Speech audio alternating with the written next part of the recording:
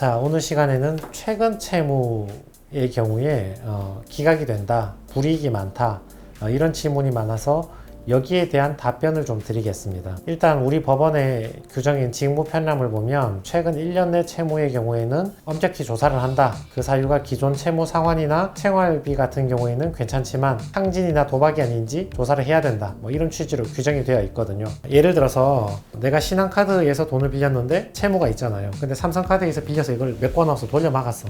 사실 이건 뭐 크게 나쁜 짓을 한 건 아니잖아요. 내가 뭐 이득 본 건 없잖아요. 그냥 돌려막은 거지. 그래서 이런 경우라든지 누구나 쓰는 필수적인 생활비 같은 경우는 법원에서도 어느 정도 용인을 할 것인데, 그 나머지 최근 채무가 집중되어 있는 경우는 하행성이 있을 가능성이 높으니까 조사를 잘 해보라, 뭐 이런 규정이 되겠죠. 최근 채무에 대한 네 가지 문제점 제가 짚어드리겠습니다. 자, 첫 번째, 이자 3번을 내야 하는가. 회생재판에서 중요한 것은 내가 이 최근 채무를 어디에 썼는가가, 사용처가 중요한 것이지 이자를 몇 번 냈는지가 중요한 것은 아닙니다. 두 번째, 변제금이 높아지나?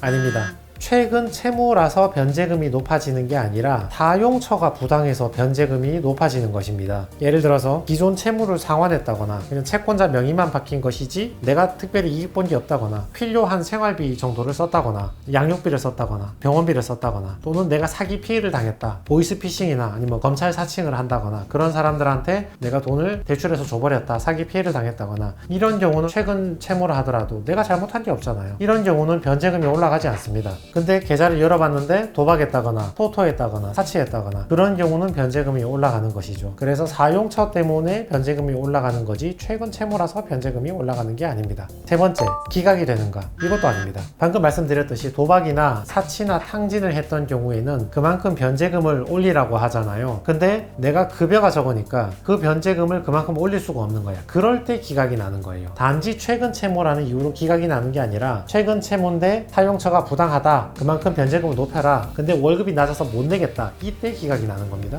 예를 들어서 최근 채무가 3,600만 원이 있는데 법원이 어디에서 썼는지 물어봤는데 계좌를 열어보니까 전부 토토야. 그럼 법원은 3,600만 원이 재산에 남아있다고 간주를 하고 월 100만 원 이상 변제를 하라 하는데 내가 월급이 너무 적어서 월 100만 원 변제금을 낼 수가 없어. 그러면 이것 때문에 기각이 되는 것이지 내가 최근 채무가 있다는 사실 때문에 기각되는 것은 아니라는 말이죠.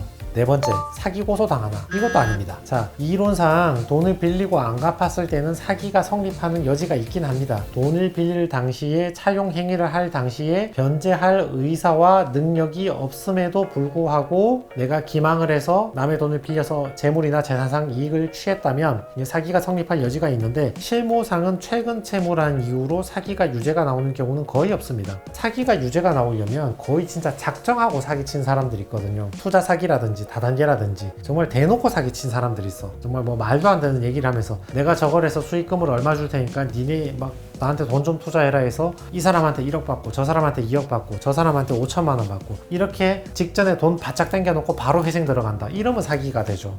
근데 그게 아니라 대부분의 채무자들은 오랫동안 채무를 가지고 있었고 이거 빌려서 저거 메꾸고 저 돈 빌려서 생활비 좀 쓰고 다시 그 돈 빌려서 이 돈 좀 메꾸고 이렇게 돌려가는 과정이 대부분이거든요. 그래서 이런 경우는 최근 채무라고 해도 사기가 성립하는 경우가 잘 없습니다. 자, 정리해드리면 최근 채무 때문에 내가 회생 사건이 기각되거나 불이익해지지 않는가? 이자 3번을 내야 되는가? 아닙니다. 최근 채무라는 이유만으로 변제금이 높아지는가? 아닙니다. 어디에 썼는지에 따라 변제금이 높아집니다. 기각이 되는가? 아닙니다. 최근 채무라서 기각이 되는 게 아니고 부당한 사용처인데 변제금을 높이라고 했는데 그 변제금을 못 내주니까 기각이 되는 거죠. 사기 고소가 되는가? 아닙니다. 최근 채무라서 사기 고소가 나오는 게 아니고 처음부터 편취할 의사와 그런 범위를 가지고 돈을 바짝 당겨가지고 은닉하거나 탕진하고 그 다음에 바로 회생 신청을 하니까 사기 고소가 되는 거지, 최근 채무라는 이유만으로 사기 고소가 되는 것은 아닙니다.